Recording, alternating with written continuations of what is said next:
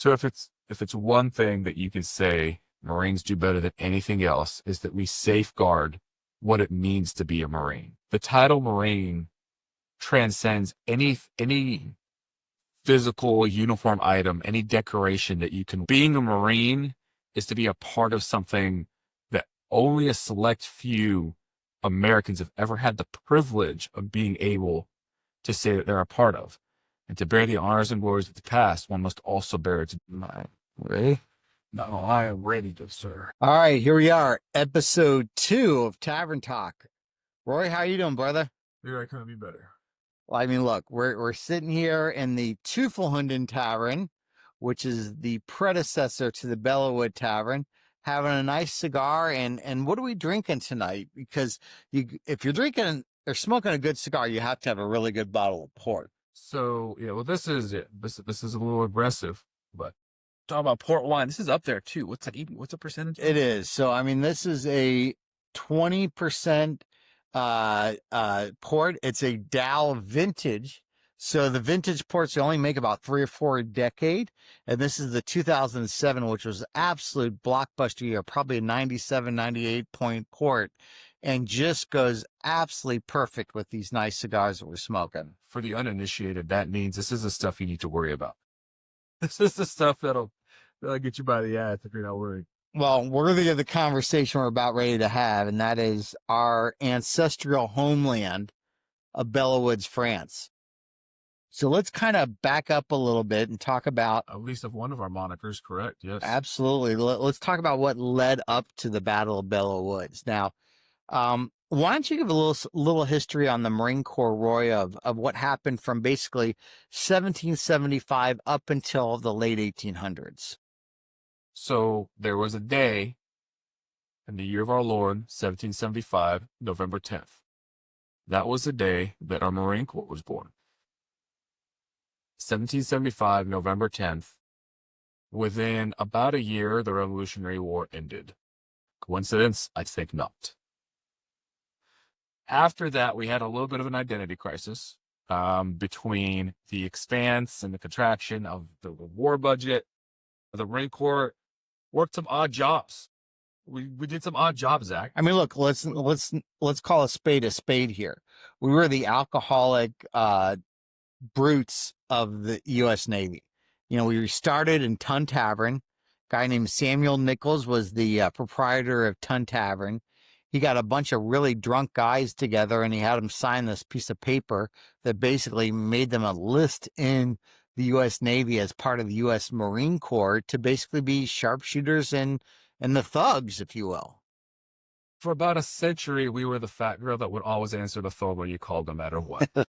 Let's just call a spade a spade. That is true. Regardless of how bad we were treated, we always answered the call because we were not yet, but always faithful. Always faithful. And the Marines on those ships, in order to tell the difference between the enlisted and the officers on their hats, on their covers, they had something different. What was that they had on the top of their hat to identify the difference between the officers and the enlisted? The quarterfoil, right?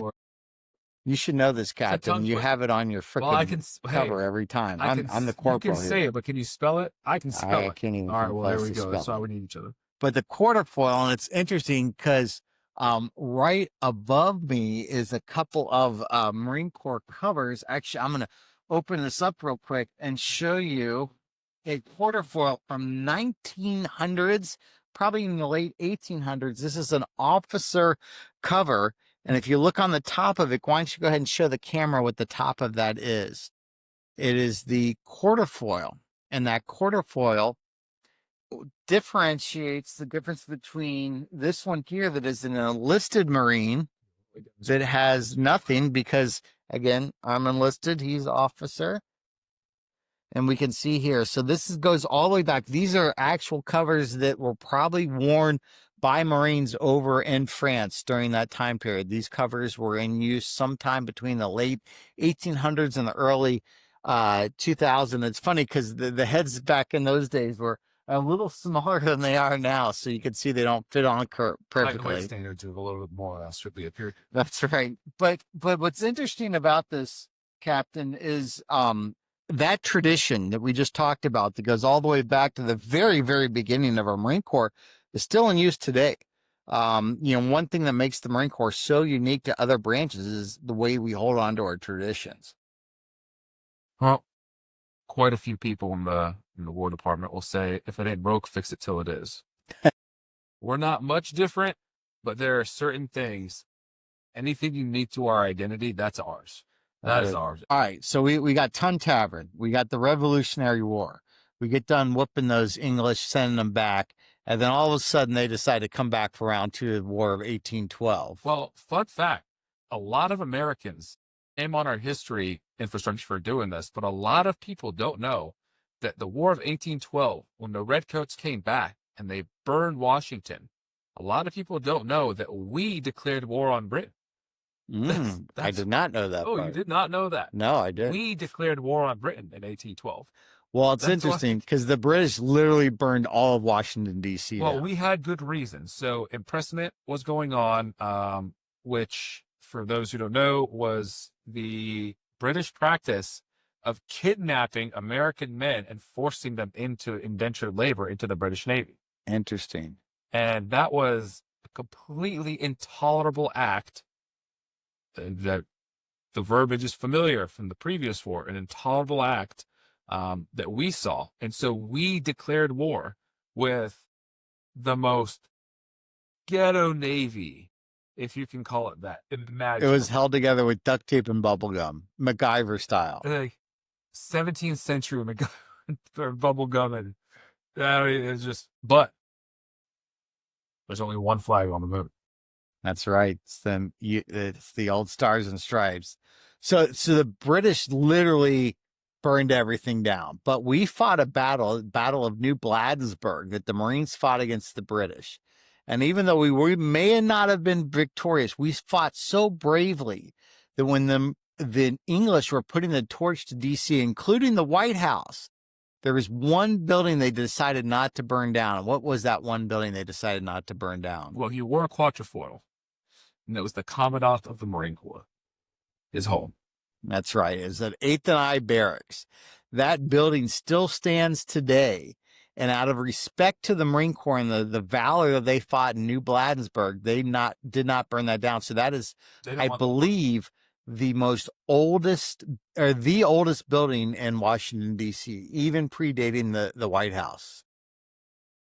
So the Marines had a pretty incredible history there. So we move on from the 1700s to the early 1800s. We get into the Civil War. Marines fought, obviously, during the Civil War, and actually some of those battles happened right down here in the Hilton Head area. The Battle of Honey Hill saw some action from the Marines, believe it or not, at that point in time. After that, we had a couple different things over in China. We had the Spanish-American War. Medals of Honor. We had several people that actually two people that received 2 Medals of Honor, and those were Dan Daly and Smedley Butler. Yeah, every Marine knows that. And that leads us into the early 1900s, where our country is trying to find ourselves. We're trying to decide, what is it that we want to stand for? And we realized early on, we were an isolationist country. We had no business over in Europe or any of the stuff that was going on over there. I think it's very telling that as we are maturing in our place in the international space as a country, because we realize, obviously, trade is a big thing. And with mercantilism making sway to more established capitalism, the world was changing. And as America was looking for its real place in the world, it's not so much that we found it. It's not so much that we put our finger on what it was that was going to characterize us, but we damn well didn't know what wouldn't. And even though we couldn't really decide, maybe not decide, but there was no real coming of age that defined us culturally so much in World War I, but there was definitely something that we know we won't stand for, and that's a bully. That is right. And that bully actually made its way really close to us, and that was down in Mexico. We intercepted a telegram by Zimmerman. It was called the Zimmerman telegram from the German, I believe it was the German ambassador to Mexico. And basically what he said is, hey, Mexico, you just lost Texas during the Alamo and those battles down there. If you guys decide you want to invade Texas and New Mexico and Arizona and those areas down there, the German country will support you. And the reason why is they figured if we were going to focus all our attention down on our southern border, that would stop us from coming over. But when we saw that and we intercepted that telegram, what happened? You know what they did? You know what the Germans did? They done mess with Texas. They poked the bear. They done mess with Texas. And we know one thing is before you mess with America, you don't mess with Texas. You don't mess with Texas is the best country in America. And that's exactly what happened. Just ask any Texan. That is a good point. It's funny, you know, I used to be a firefighter, and on every fire gear that we wear, there's only 3 flags that are authorized to be sewn on fire gear. It's the American flag, the Canadian flag, and guess what the third one is? The Texan flag. Every firefighter in Texas does not have the American flag on their sleeve. They have the Texan flag. So anyway, so America decides, okay, it's game on. Now, we only had about 100 to maybe 200,000 troops all together. The Marine Corps was made up of maybe 11, 12, 13,000 Marines. Probably still at the same bar. The Army, 80, 90,000 maybe. And within a matter of about a year or two, we grew up to 3 million members of the American Expeditionary Force. Just spectacular if you can imagine those kind of numbers. Some would say exceptional. Exceptional. And for the Marines, they served all down here at Parris Island. And the one thing that started back then that still lasts to today is that every Marine is a marksman. That was something we trained at very, very early on. So even back in those days, anywhere from 1 to 2 weeks was spent exactly on the rifle range learning how to shoot. And to this day, which you know, I mean, you're still on active duty at Parris Island. How long do the Marines spend on the rifle range today? So the Marines or the recruits spend more time learning marksmanship to reinforce the ideal that every Marine is a rifleman. More time is spent learning riflery than any other component in recruit training. And it's still 2 weeks, isn't it? 14 days that the Marines spend on the rifle range. And that's important because now all of a sudden the Marines learn, obviously, they're incredible sharpshooter. 14 days exclusively. But everything before and after those 14 days is reinforced every day that a Marine is training to earn the title. Well, a recruit is training to earn the title Marine. You know, it's interesting you say that because even the way you sit when you're in the squad bay and you don't have chairs, you have to sit on the hard cement floor. They have you sit in the exact same way that you're going to have a position when you're shooting, with your elbows on your knees to create a good, stable shooting platform. Everything you do down there is set up to make sure that you're set up to be in a good position and comfortable when you're shooting. I wouldn't even hate to be the AI charged with creating a table of contents for these episodes because everything we do as Marines is so deliberate.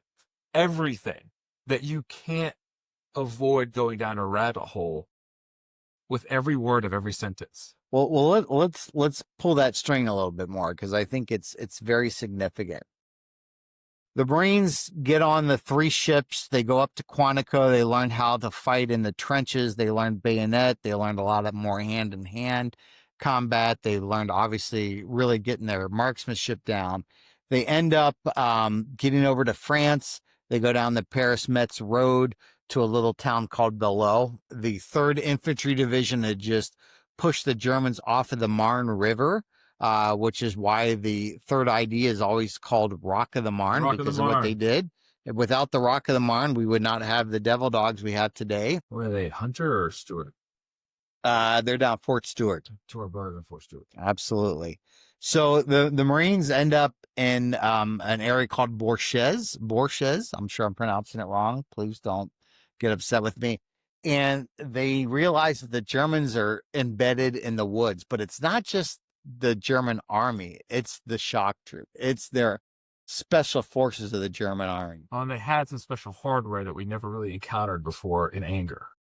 and it's called the machine gun. But it wasn't just any machine gun; it was the Maxim machine gun, a machine gun. Maximum amounts of Dear John letters. Like, there's no Absolutely.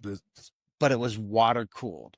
And for those of you that have never shot a machine gun, one of the limitations of a machine gun is because you're putting so many rounds through that barrel, it gets so hot so fast that, like in the movies, it doesn't happen that way in the real world. You can't just hold a trigger down for 30 seconds because the barrel will literally melt and twist and seize up. Well, it's only 25. You could get our metallurgy in barrels, whereas it's not like it was back then today. But to your point, that water-cooled machine gun could sustain a rate of fire long enough for very decisive combat to take place. Absolutely. So the Marines show up. They get to early that morning.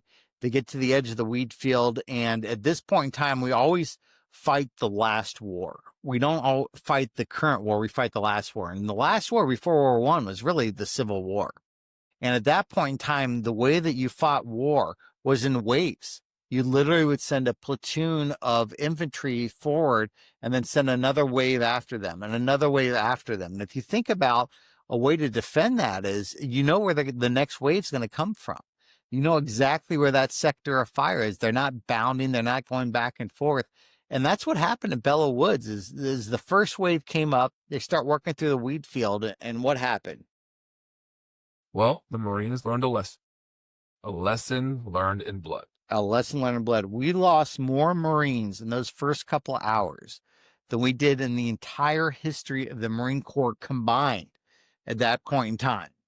It was unbelievable amount of casualties that happened. But we were not ungrateful. We were not ungrateful for that marvelous lesson that the Germans taught us at Belleau Wood. We paid them back with a very, very honorable death in glorious combat. Hand to hand, fist to fist, bayonet to bayonet. Before we got to that point, in those moments, as greedy as it was, and you know what, I'll let you go and I'll let you shoot on that target before I close out mine because it's pretty cool. I want to point out the most dangerous thing is a Marine and his rifle, and the only way the Marines were able to progress through that wheat field was with one good, solid shot. Because the only way to take out a machine gun nest when you only have a rifle is one good shot. And that's exactly what happened. We sacrificed dozens and dozens of Marines so one Marine could get that one shot and take out that machine gun operator of that Maxim. And that's what happened. We just slowly started to work our way through the wheat field until we finally we met with and closed the enemy through fire and maneuver and really good close combat. But then we were faced with a new dilemma, and that is we had never trained for this. The only training we had was in trench warfare, where you just focus on the enemy, you shoot a bullet at them. Hopefully they don't shoot you before you get a chance to drop down in that trench. And now all of a sudden, we knew what the commander's intent was. We knew what our overall mission was. But at that point in time, we didn't have any direct orders of what to do when we got to the woods. So what do we do? Do what Marines do. Marines sees the objective. He's prepared to follow on tasking. Can't be prepared to follow on tasking while the enemy's there. We use weapons like the bayonet, the fist, our teeth. Literally some of the most brutal fighting that you can imagine. Nails, and that raw combat, the sheer wrath that those Marines had to exhibit in order to seize the objective is what we still capture in our symbol of the Belleau Wood Tavern right there on your shirt. That's right, the Jack. The ferocity of the Marines, so ferocious that the Germans said we were possessed. They thought we were dogs of the devil, Teufelhunde, or as the term is, what we use as a term of endearment, the devil dog, because we were possessed. Now, you got to understand, it's July. It's so ungodly hot. They're wearing wool uniforms. They're getting mustard gas flown on them, the chlorine gas. And when you get that wool uniform that's full of sweat and blood and all those other things, it's just soaking up all those toxic chemicals. So the Marines just took their shirts off. They fought bare chested when they got into the woods there.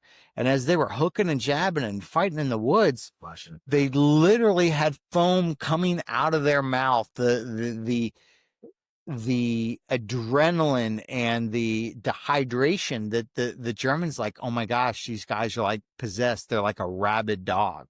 And that's exactly what we were. And we cleared through those woods over the next 2 weeks. For some reason, it come all that way for nothing. Look, there's nothing we love more than a good fight, you know?